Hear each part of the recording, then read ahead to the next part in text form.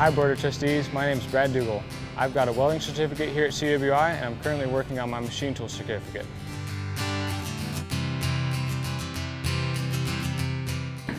Coming out of high school, I had done some welding, so I thought I was a pretty hot welder. I made a couple things. After even the first month here at CWI, I noticed my welds were completely different from what they were before. There's a new technique every day that I learned.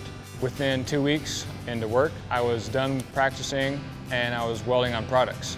And at Shiloh, that had been the fastest that anybody had gone from going to practice to actual products.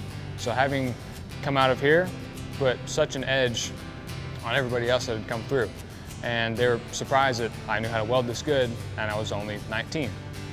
Being one of the few students to receive the Dougal Scholarship feels really special to me that they care about what I'm doing. It makes me feel good inside to see that they're happy for me, that I'm going to college, I'm learning every day, I'm trying to better myself.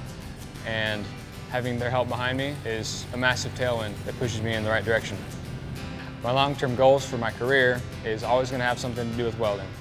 Being able to put my hood down, everything's black around me except for this little square, and it's just me and the weld, just kind of sets me free to open up my mind and create whatever I'd like.